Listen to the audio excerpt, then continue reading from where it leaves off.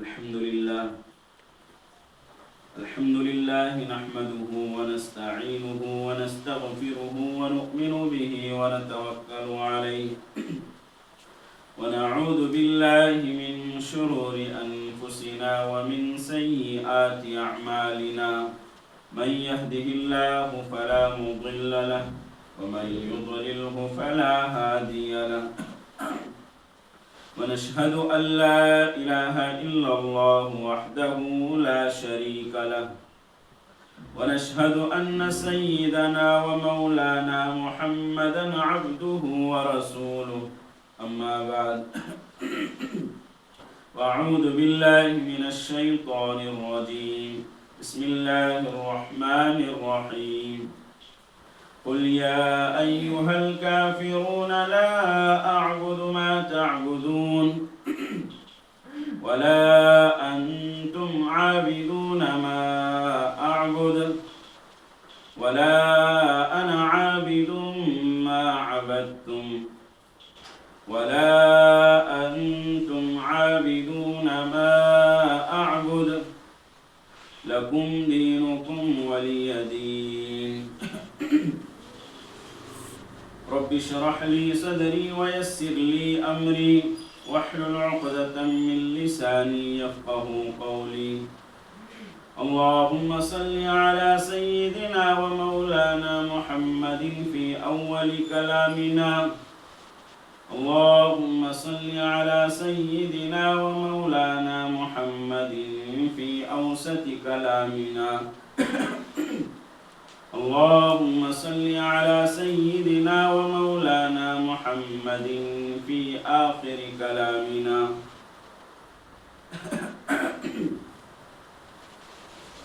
یہ سورۃ الکافرون ہے، اس کو ہم سورہ کافرون بھی کہتے ہیں، اور بہت سارے لوگوں کو یہ یاد بھی ہوتی ہے اور بکثرت نمازوں کے اندر پڑھی بھی جاتی ہے، سنی بھی جاتی ہے۔ یہ نزول کے اعتبار سے 18 نمبر پر یہ سورت نازل ہوئی، اور ترتیب کے اعتبار سے اس کا نمبر 109 ہے۔ اس کا شان نزول یہ ہے کہ مکہ کے رؤسائے مکہ کے کچھ مالدار لوگ آپ صلی اللہ علیہ وسلم کے پاس آئے، آ کر انہوں نے یہ چیز آپ صلی اللہ علیہ وسلم کے سامنے رکھی کہ ہم آپ کو اتنا مال دیں گے کہ پورے مکہ میں آپ سے زیادہ مالدار کوئی نہیں ہوگا، اتنا مال آپ کو ہم دیں گے، اتنی دولت آپ کو دیں گے۔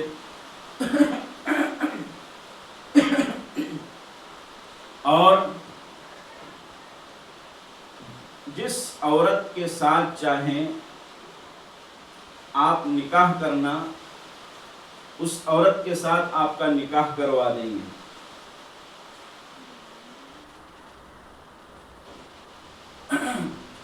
آپ اتنا کیجئے کہ ہمارے خداؤں کو برا کہنا چھوڑ دیں، ان کے جو خدا تھے معبودان باطلہ، جن جن بتوں کی وہ عبادت اور پرستش کیا کرتے تھے، وہ کہنے لگے ان کو برا کہنا چھوڑ دیں، ہم آپ کو اتنا مال دیں گے کہ مکہ میں آپ سب سے زیادہ مالدار اور دولت مند ہو جائیں گے، اور جس لڑکی سے چاہیں آپ نکاح کر لیں۔ تو کہا انہوں نے کہ ہمارے خداؤں کو برا نہ کہیں، اگر یہ نہیں کر سکتے تو پھر 1 سال آپ ہمارے خداؤں کی عبادت کریں اور 1 سال ہم آپ کے خدا کی عبادت کریں گے، ہم آپ کے دین میں شریک رہیں گے، برابر رہیں گے، آپ ہمارے خداؤں کی 1 سال عبادت کریں، پھر 1 سال ہم آپ کے خدا کی عبادت کریں گے، یہ کہا۔ پھر کہنے لگے کہ اگر یہ بھی نہیں کر سکتے تو اتنا کرو کہ ہمارے جو خدا ہیں مورتی کی شکل میں اور بت کی شکل میں بنے ہوئے تھے، اتنا کرو کہ جاتے جاتے ان کو ہاتھ لگا کر چلے جاؤ۔ تو اس کا شان نزول یہ ہے، تو اللہ تبارک تعالیٰ نے یہ پوری سورت نازل فرمائی، قُلْ يَا أَيُّهَا الْكَافِرُونَ، آپ کہہ دیجئے اے کافروں، لا اعبد ما تعبدون، میں عبادت نہیں کرتا جس کی تم عبادت کرتے ہو، ولا انتم عابدون ما اعبد، اور تم جس کی عبادت کرتے ہو میں ان کی عبادت نہیں کروں گا، اور نہ میں عبادت کروں گا ان کی جس کی تم عبادت کرتے ہو، اور نہ تم عبادت کرو گے جس کی میں عبادت کرتا ہوں۔ لکم دینکم ولی دین، تمہارا دین تمہارے لیے، میرا دین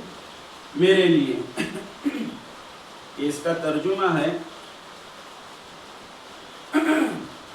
یہاں ایک بات بہت سارے لوگ کہتے ہیں کہ کافر کو کافر نہ کہنا چاہیے، کافر کو کافر مت کہو، وجہ اس کی کہ ہو سکتا ہے کہ مسلمان ہو جائیں۔ لوگوں کے اندر یہ بات مشہور ہے، کہتے ہیں لوگ بہت سارے، کافر کو کافر مت کہو، کیوں کہ ہو سکتا ہے کہ مسلمان ہو جائیں۔ تو یہ ایسا ہی ہوا کہ مسلمان کو مسلمان نہ کہو،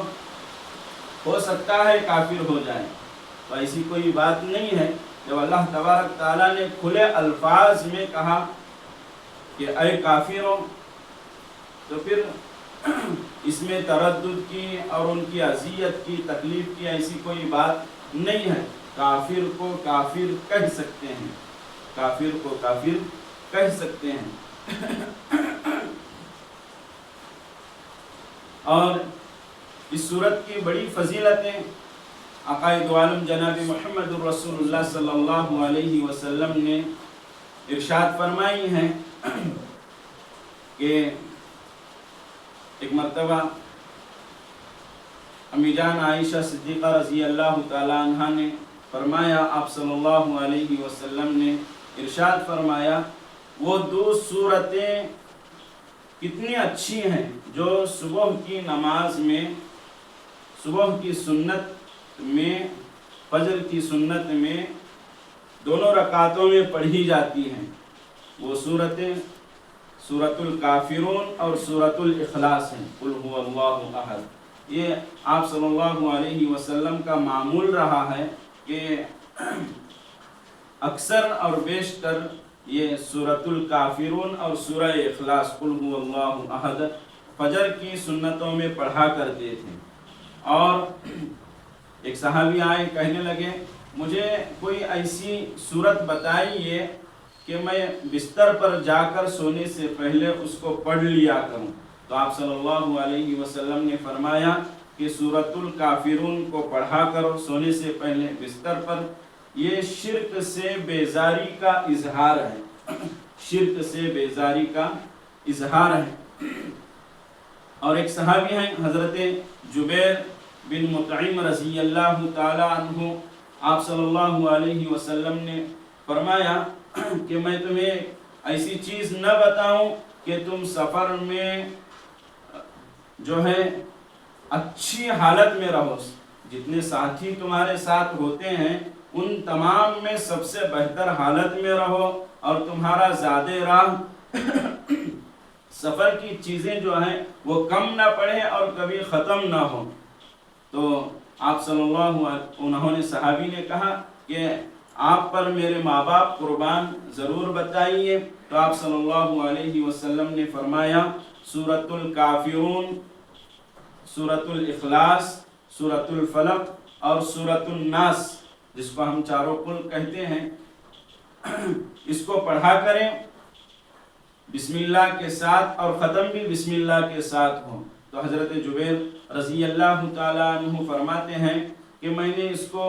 اپنا معمول بنایا سفر میں، تو کہتے ہیں کہ میں تھا تو دولت مند، امیر تھا، میں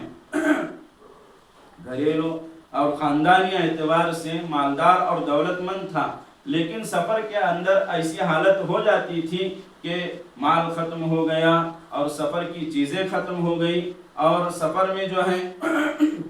غربت کا شکار ہو گیا۔ لیکن جب سے میں نے یہ صورتیں پڑھنی شروع کی سفر میں، میرے ساتھیوں کے اور میرے ساتھ جو سفر کرنے والے رہتے تھے ان تمام سے زیادہ میری حالت بہتر اور اچھی رہی، اور کبھی سفر کا سامان ختم نہیں ہوا۔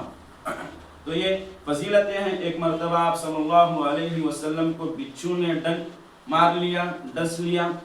تو آپ صلی اللہ علیہ وسلم نے پانی منگوایا، اس کے اندر نمک ڈالا اور پھر سورۃ الکافرون پڑھ کر اس پانی پر دم کیا، اور جہاں بچھو نے ڈنک مارا تھا وہاں وہ پانی ڈالتے رہے، جس کی وجہ سے اس کا زہر ختم ہو گیا۔ تو یہ بڑی فضیلت کی حامل صورت ہے، اور اس کو پڑھتے رہنا چاہیے۔ اور اس کے بعد میں جو صورت اللہ تبارک یہ ہجرت سے پہلے نازل ہوئی، مکہ المکرمہ میں آپ صلی اللہ علیہ وسلم کے ہجرت کرنے سے پہلے یہ صورت نازل ہوئی۔ پھر پچھلے ہفتے ہم نے گزشتہ یہ سورۃ النصر اس کی تفسیر کی تھی، یہ بھی جب ہجرت فرمائی اور پھر اللہ تبارک تعالیٰ نے، اور یہ بھی بات لکھی ہے علماء نے کہ مذہب کے اندر مذہب کے مسائل میں کافروں کے ساتھ شرکت نہیں کر سکتے، ملکی مسائل ہیں، اور اسی طریقے سے قدرتی جو آفتیں بلائیں آفت نازل ہوتی ہے اس کے اندر ان کی مدد کر سکتے ہیں، ان کے ساتھ شرکت کر سکتے ہیں، جیسے کہ لین دین کے اعتبار سے ہو، یا پھر کسی جگہ پر ابھی جیسے بارش کا موسم ہے، کسی جگہ سیلاب آیا تو پھر ان کی مدد کرنا، ان کے ساتھ شریک رہنا، یہ چیزیں کر سکتے ہیں۔ لیکن مذہبی مسائل کے اندر، توحید کے اندر، کہ آپ وہ کہیں کہ آپ ہمارے مندر آ کر جو ہے ہمارے یہاں ہمارے معبودان ہمارے خداؤں کی جو ہے ان پر ہاتھ رکھیں، یا پھر ایسی کوئی چیز کریں، ہم آپ کے مسجد میں آ کر ہم سجدہ کریں گے، دعا کریں گے، نماز پڑھیں گے، یہ اس شریعت اس کی اجازت نہیں دیتی۔ یہ کل کو بھی گزشتہ آپ صلی اللہ علیہ وسلم کے زمانے میں یہ بات پیش آئی تھی، اور آئندہ بھی یہ ایسا ہو نہیں سکتا۔ اللہ تبارک تعالیٰ صاف الفاظ کے اندر کہہ دیا کہ اے کافروں، پھر آگے فرمایا جس کی تم عبادت کرتے ہو، آپ صلی اللہ علیہ وسلم کو کہنے کو کہا کہ ہم عبادت جس کی کرتے ہیں انہی کی عبادت ہوگی، ہم تمہارے معبودان باطلہ کی، تمہارے خداؤں کی، تمہارے بتوں کی ہم عبادت نہیں کر سکتے۔ تو یہ اس کی جو ہے تفسیر ہے، اور یہ صورت جو ہے ہمیشہ سب کو مسلمانوں کو یاد ہونی چاہیے، اور اس کا ورد بھی ہونا چاہیے، اٹھتے بیٹھتے اور نمازوں کے اندر بھی اس کو پڑھتے رہنا چاہیے۔ اللہ تبارک تعالیٰ سے دعا ہے اللہ تبارک تعالیٰ ہمارے کہنے کو، سننے کو، بیٹھنے کو قبول فرمائے۔ آمین۔ وآخر دعوانا الحمدللہ۔